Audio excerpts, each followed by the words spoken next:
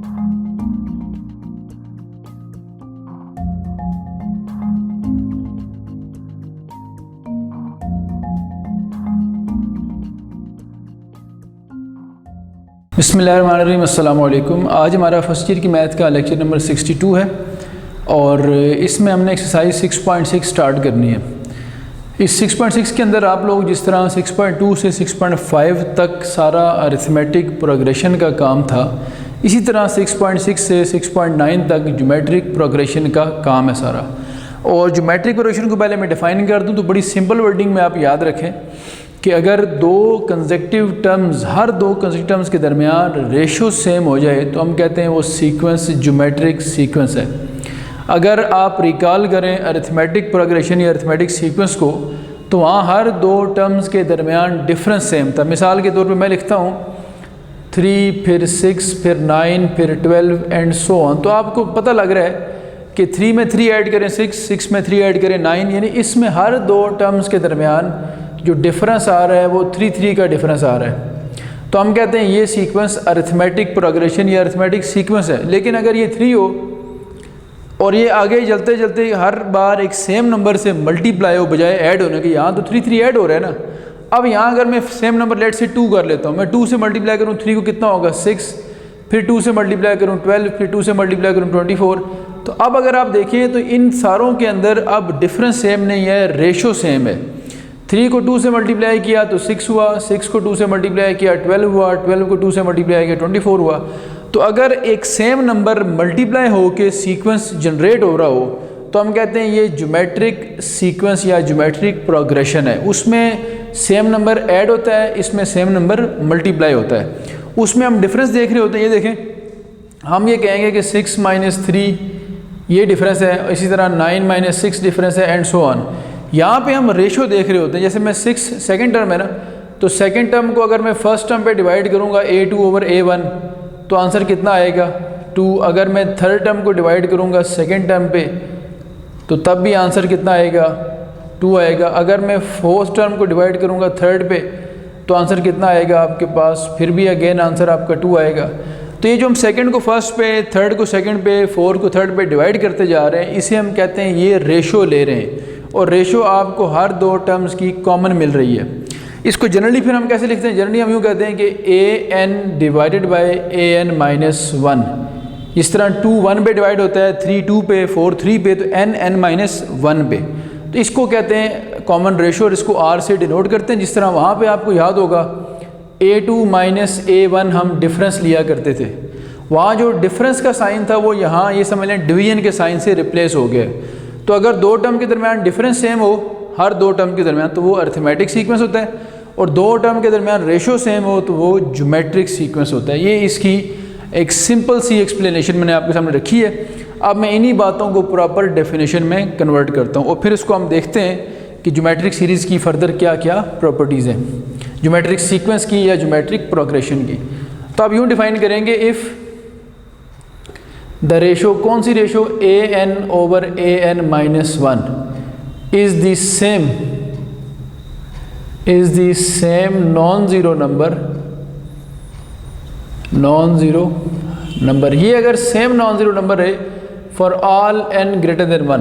n greater than क्यों कहते हैं, क्योंकि हमेशा हम सेकेंड टर्म से स्टार्ट करते हैं, सेकेंड ओवर फर्स्ट या सेकेंड माइनस फर्स्ट जो भी है। Then the sequence is called, then the sequence या प्रोग्रेशन जो होता है, sequence is called geometric sequence. Geometric sequence कहेंगे और या इसको हम कहते हैं geometric progression. Geometric progression, progression का वर्ड प्रोग्रेस से निकला है, यानी आपको इसकी प्रोग्रेस का पता लग जाता है कि हर अगली टर्म किस तरह जनरेट हो रही है। तो ये हमारे पास इसकी डेफिनेशन होगी। अब जिस तरह आपने, अगर आपको याद हो तो अरिथमेटिक सीक्वेंस पढ़ने के बाद 6.2 में आपने उसकी जनरल टर्म पढ़ी थी, जिसको जनरल टर्म भी कहते हैं, और इसको ज़्यादा सूटेबल इसके लिए होता है nth टर्म। तो इसका फार्मूला पढ़ लेते हैं किस तरह से होता है। जनरल टर्म या n टर्म का फार्मूला होता है an = a1 r/n - 1। आप रिकॉल करें AP की जनरल टर्म क्या हुआ करती थी, a n is equal to a one plus n minus one d. इसमें चार चीज़ें थी, nth term, first term, number of term और डिफरेंस। इसमें भी चार चीज़ें, nth टर्म, फर्स्ट टर्म, ये r का मतलब रेशो और n के बारे में आप जानते हैं नंबर ऑफ़ टर्म। तो जिस तरह यहाँ चार चीज़ें थी, सिर्फ d रिप्लेस किससे हो गया, r से। तो ये इसकी जनरल टर्म का फार्मूला हमारे पास आ गया। इसके नीचे मैं इसकी डिटेल लिख देता हूँ कि ये क्या क्या चीज़ें हैं। वेयर ए एन किसको शो करेगा, ए एन शो करेगा nth टर्म को। आप n को 1 पुट करें, फर्स्ट टर्म 2 पुट करें, सेकंड टर्म 3 पुट करें, third term and so on. और a1 तो आप इससे वैसे भी फेमिलियर हैं, ये क्या होता है, फर्स्ट टर्म। r से आप वैसे फेमिलियर हैं, ये होती है कॉमन रेशो। और इसमें n रह गया, n से भी आप नंबर ऑफ़ टर्म, ये होता है n। तो अगर देखा जाए तो ज्योमेट्रिक में और अरिथमेटिक में इस चीज़ का सिर्फ फ़र्क पड़ा है कि जहाँ कॉमन डिफरेंस हुआ करता था वहाँ कॉमन रेशो आ गई है। अब मैं इसकी थोड़ी सी और डिटेल बता दूँ कि लेट से मुझे अगर फाइंड करनी है फिफ्थ टर्म, तो रूल ये कहता है कि a1 r power n minus one, एक पावर कम कर देनी है, तो a5 होगा a1 r पावर 4। अगर मैं a10 फाइंड करूँगा तो a1 r 9। अगर मैं लेट से 20 फाइंड करूँगा तो a1 r 19, यानी इससे एक पावर ये क्या हो जाती है, कम। तो ये तो था इसका सारा सिनेरियो हमने डिस्कस कर लिया। अब हम एक्सरसाइज की तरफ आते हैं। मैंने एक्सरसाइज 6.6 का पहला और दूसरा क्वेश्चन पहले से लिख लिया ताकि हमें लिखने में हमारा टाइम वेस्ट ना। बुक आपके सामने होगी, आप पढ़ सकते हैं। पहले जो इसके 4 क्वेश्चन है वो टर्म फाइंड करने वाले हैं, वो तकरीबन एक तरह के हैं। ये एक क्वेश्चन है जो कि MCQs के लेवल का है। Find the fifth term of GP। ये नज़र आ रहा है 3 है, 3 के बाद 6, 6 के बाद 12, यानी डबल होता जा रहा है। तो 12 के बाद 24, 24 के बाद 48।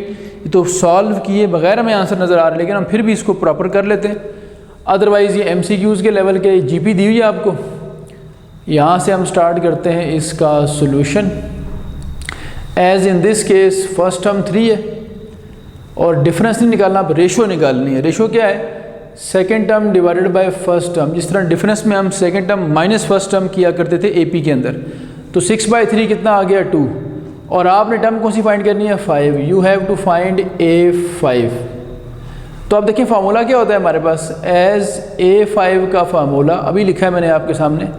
क्या होगा, A1 r पावर 4। A1 कितना है, 3, r कितना है, 2, 2 पावर 4 16, 16 3 ज़ा 48। ये 48 आपके पास इसका सोल्यूशन आंसर आ गया। ठीक हो की बात, ये तो आसान सा क्वेश्चन था।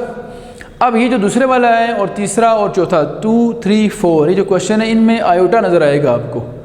तो आयोटा वाले क्वेश्चन भी वैसे ही सॉल्व होने हैं, सिर्फ ये है कि थोड़ा सा आपको रैशनलाइज वगैरह करना पड़ता है। तो इसका भी स्टार्ट करते हैं सोल्यूशन। ये भी एक ज्योमेट्रिक प्रोग्रेशन है और आपसे कहा गया आप 11th टर्म फाइंड करें। तो अगर यहाँ 10 के लिए 9 है तो आप जानते हैं 11 के लिए कितना हो जाएगा, ये 10 हो जाएगा। अच्छा जी, शुरू करते हैं इसका सोल्यूशन। ये इसकी फर्स्ट टर्म है, A1 1 प्लस आयोटा है। और रेशो कैसे निकालते होते हैं आप, रेशो निकालते हैं सेकंड को फर्स्ट पे या थर्ड को सेकंड पे डिवाइड कर लें, तो रेशो आ जाएगी आपके पास 2/1 plus iota, second divided first. अब आयोटा जब भी डिनोमिनेटर में आता है तो रैशनलाइज करना पड़ता है। ये बात चैप्टर 1 से आपने सीखी थी, चैप्टर 1 में। तो ये क्या होगा, रैशनलाइज करने के लिए 1 माइनस आयोटा से मल्टीप्लाई और डिवाइड कर लेंगे। ठीक है जी, ऊपर देखें अब क्या बनता है, 2 × 1 माइनस आयोटा और नीचे बनेगा a + b a - b a² minus b²। 2 × 1 minus iota, तो ये 1 आ जाएगा और ये माइनस आयोटा का स्क्वायर -1, माइनस माइनस क्या आ जाएगा, plus.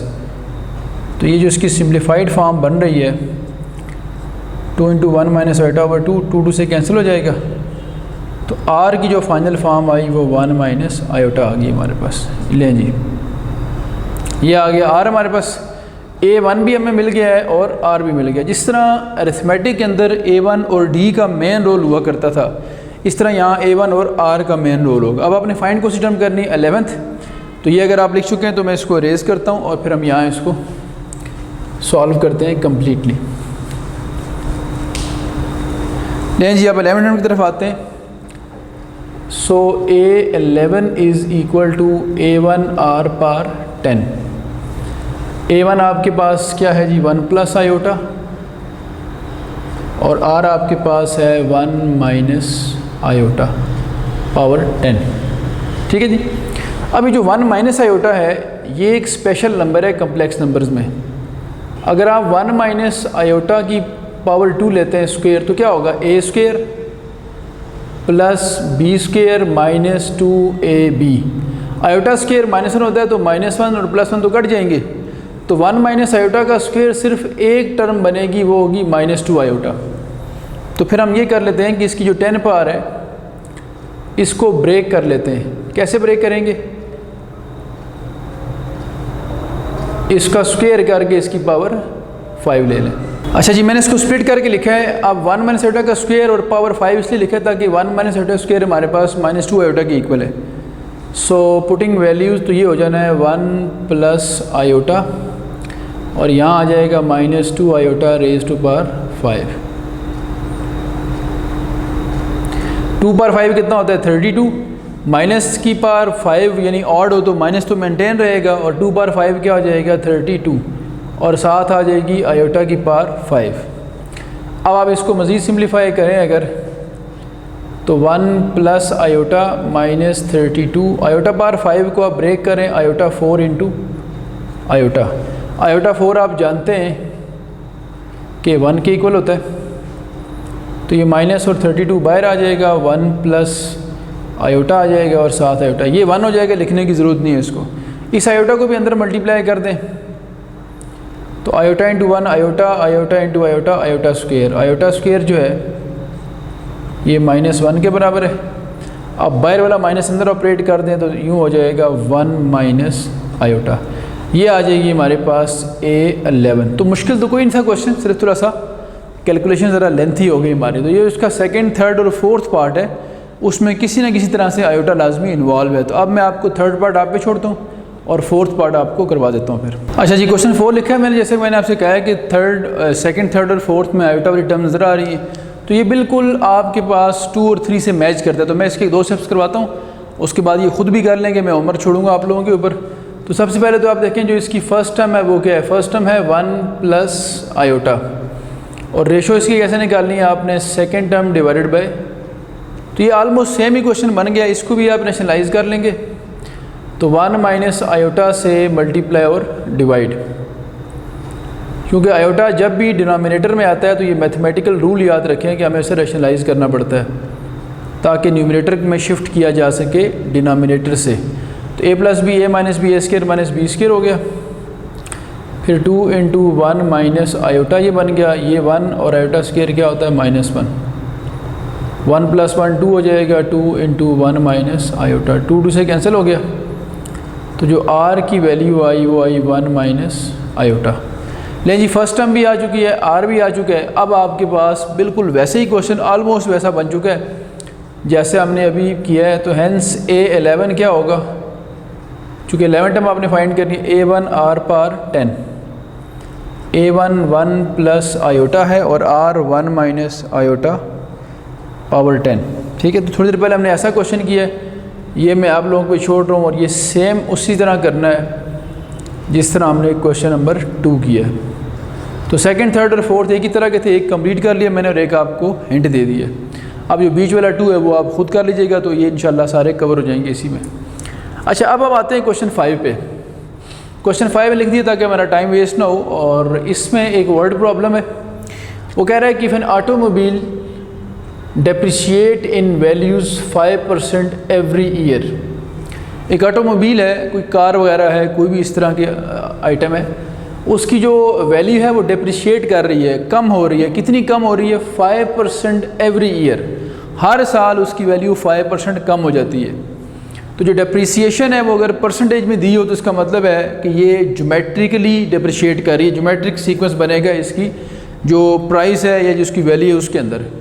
At the end of 4 years, 4 साल के बाद, यानी 4 दफ़ा वो डेप्रिशिएट हो चुकी होगी, तो बताना है कि उसके बाद क्या होना है।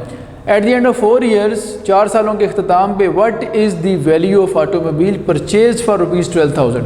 उसकी वैल्यू कितनी रह जाएगी आफ्टर 4 ईयर्स जो 12,000 में परचेज़ की गई थी। ये उसकी परचेज़ प्राइस है, ये उसकी इनिशियल प्राइस है जब कोई डिक्रीज़ नहीं था। इतना की वो परचेज़ की गई, फिर 1 साल के बाद उसमें डिप्रिसिएशन हुई, फिर 2 साल के बाद, फिर 3 साल के बाद, फिर 4 साल के बाद। तो हुआ ये असल में, मैं आपको छोटी सी एग्जांपल देता हूँ तब आपको बात सही समझ आएगी। मैं कहता हूँ फॉर एग्ज़ाम्पल हम ये कहते हैं कि अगर उसकी प्राइस, किसी भी आर्टिकल की प्राइस 100 रुपीज़ है और 1 साल के बाद 5% कम हो जाती है, तो मुझे बताएं जो डिप्रिसिएशन का रेट है, रेट ऑफ डिप्रिसिएशन क्या है 5%, और ये माइनस का मतलब है कम हो रहा है। तो 100 का 5% होता है 5। तो अगर ये इसकी इनिशियल प्राइस है, जिसको मैं कहता हूँ ये A1 है, फर्स्ट टर्म है, तो 1 साल के बाद 5% कम हो के ये रह जानी है 95 रुपीज़। ये आ गई इसकी सेकेंड टर्म। इसी तरह third term, fourth and so on चलती जाएगी। तो अगर रेशो निकालेंगे तो कैसे आएगी? रेशो आएगी second term divided by first term. तो 95/500 का मतलब है 95%, जिसको आप 0.95 भी कह सकते हैं। अब आप एक सिंपल रूल याद रखें कि डिप्रिसिएशन अगर 5% हुई है तो रेशो 95% होगी, यानी 100 में से 5 कम हो जाने। डिप्रिसिएशन अगर 10% होती तो वैल्यू जो रेशो होती वो होती 90%। अगर डिप्रिसिएशन 20% होगी तो 100 में से 20 माइनस करें तो जो रेशो होगी वो 80% रह जाएगी। इसका मतलब क्या हुआ? मतलब ये हुआ कि जितनी रेशो, जितना रेट होता है डिप्रिसिएशन का, वो 100 में से माइनस कर दें तो परसेंटेज में वो बन जाती है रेशो। इसका मतलब इस क्वेश्चन में अगर 5% डिप्रिसिएशन हो रही है तो रेशो होगी 95%, दैट इज़ 0.95। ये मैंने आपको बात समझा दी यहाँ से। अब इसको हम प्रॉपर इम्प्लीमेंटेशन देखते हैं इसकी। तो ये देखें, जो पहली टर्म है वो कौन सी है? अब कार की जो इनिशियल प्राइस है, जिसको हम परचेज प्राइस कहते हैं, परचेज प्राइस कह लें या इनिशियल प्राइस कह लें, वो कितनी थी इसकी? 12,000। ठीक है। अब इसका मतलब है ये इसकी स्टार्टिंग प्राइस है ना, इसको हम कह देते हैं A1, यानी फर्स्ट टर्म। हम इसका मतलब है सीक्वेंस यहाँ से हम काउंट कर रहे हैं। अब देखिए ये उसकी परचेज प्राइस होगी at the end of 1 year. 1 साल के बाद कितनी प्राइस होगी? A2। 2 साल के बाद A3, 3 साल के बाद A4 और 4 साल के बाद क्या होगी? A5। तो इसका मतलब है 4 साल के एंड पे, at the end of 4 years, 4 दफ़ा डिप्रिसिएशन हो चुकी होगी। एक दफ़ा डिप्रिसिएशन हुई, दूसरी दफ़ा, थर्ड और फोर्थ। तो इनिशियल प्राइस पे जब 4 दफ़ा डिप्रिसिएशन होगी तो वो पहुंच जाएगी A5 पे। So we have to find A5। A5 हमारा टारगेट है। A1 तो ये होगी। अब बताएं रेशो कितनी है? अभी मैंने आपको समझाया है कि रेशो कैसे निकालनी है आपने। अगर 5% डिप्रिसिएशन है तो 95% रेशो होगी, that is 95/100 which is basically 0.95। A1 भी आ गया, रेशो भी आ गया। अब साथ क्या करना है आपने बताना क्या? A5। नाउ A5 किसके इक्वल होता है? A1 R/4। A1 क्या है आपके पास? 12,000। R क्या है? 0.95 और पावर क्या है? 4। इसको मैं कैलकुलेट करता हूँ और फिर देखते हैं इसका फाइनल आंसर क्या बनता है। अच्छा जी, इसको आप with the help of calculator simplify करें तो ये तकरीबन 9774 बनता है अप्रॉक्सीमेटली, राउंड ऑफ करके तकरीबन। तो ये बनेगी इसकी 5th टर्म, यानी price at the end of, मैं लिख भी देता हूँ, विच इज़ वैल्यू कह लें या प्राइस कह लें, at the end of 4 years, 4 साल के बाद ये प्राइस होगी। तो स्टूडेंट्स इस क्वेश्चन में 2 जगह मिस्टेक्स करते हैं। एक तो वो जब इसको 5% देखते हैं तो वो रेशो 5% लिख देते हैं, हालांकि रेशो इसके कंप्लीमेंट में आएगी 95%। और दूसरी गलती स्टूडेंट्स ये करते हैं कि at the end of 4 years का वो मतलब ये समझते हैं कि शायद हमने A4 फाइंड करनी है, हालांकि A1 तो उसकी ओरिजिनल प्राइस है। तो 1 साल के एंड पे होगी A2, 2 साल के एंड पे A3, 3 साल के एंड पे A4 और 4 साल की जब एंड होगा, 4 ईयर्स का जब एंड होगा तो वो A5 होगी। तो ये 2 गलतियाँ आपने नहीं करनी, इस ठीक तरह से क्लियर कर लेना आप लोगों ने। तो ये हमारे 4-5 क्वेश्चन हो गए। अब आते हैं क्वेश्चन 6 की तरफ। अच्छा जी, क्वेश्चन नंबर 6 है हमारे पास। Which term of the sequence, एक सीक्वेंस दिया हुआ आपको, which term of the sequence is this. आपने बताना है कि ये जो है इस सीक्वेंस की ये कौन सी टर्म है। तो विच टर्म मीन्स कि आपने टर्म का नंबर बताना है कि किस नंबर पे ये टर्म आती है। तो इसका मतलब है नंबर जो है वो n के इक्वल होता है। It means you have to find n। Number of term, इस टर्म का नंबर बताना है आप लोगों ने। तो हम देखते हैं सीक्वेंस में सबसे पहले जो फर्स्ट टर्म है वो क्या है, x square minus y square, और रेशो आप कैसे निकालते होते हैं, second term divided by first term.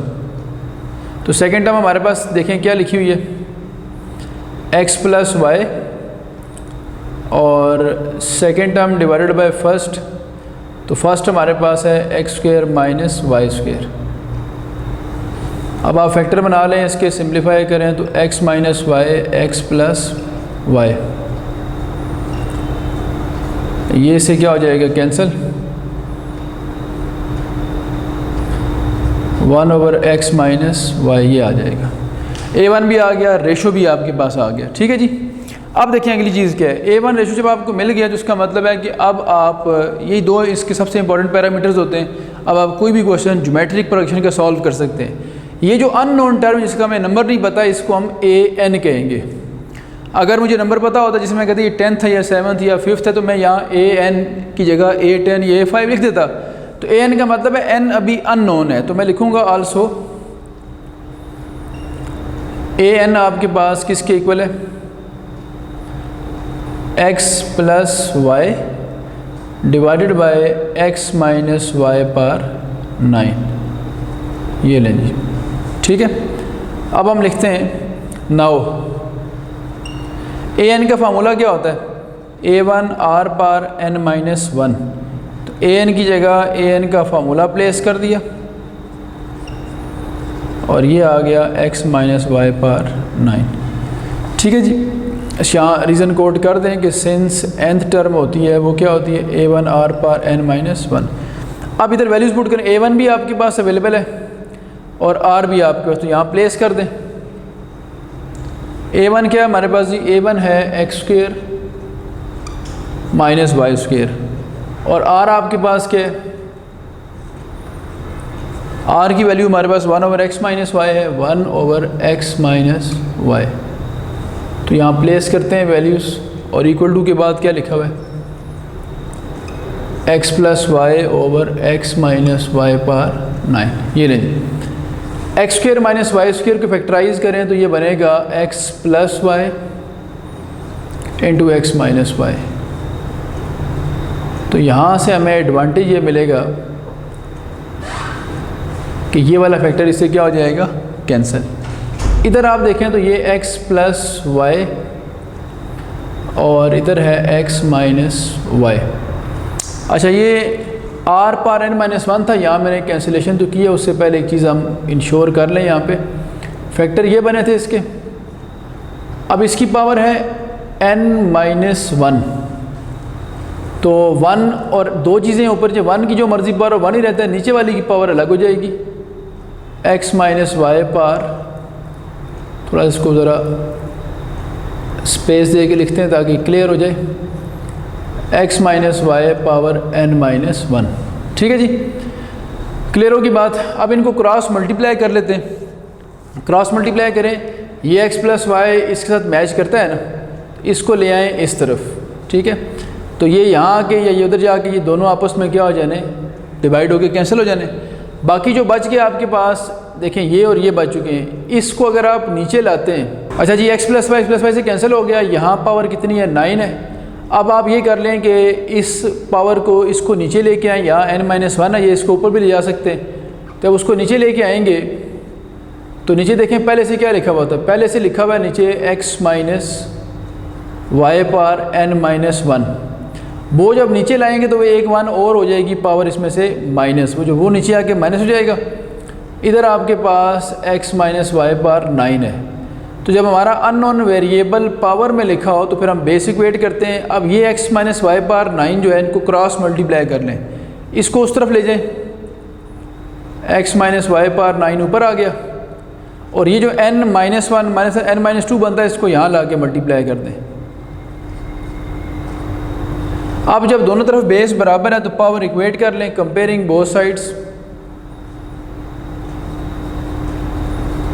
Comparing both side. तो 9 किसके इक्वल आ जाएगा, n माइनस 2 के, 2 उधर ले जाए, 9 प्लस 2 किसके इक्वल आ जाएगा, तो ये n इज़ इक्वल टू 11 आ गया आपके पास। इसका मतलब ये 11th नंबर पे टर्म आ रही थी। तो ये था इसका क्वेश्चन 6। आज हमने 6 तक क्वेश्चंस कर लिए और आज तक के लिए इतना काफ़ी है। नेक्स्ट क्लास में इंशाल्लाह हम इससे ऑनवर्ड काम करेंगे। अल्लाह हाफ़िज़।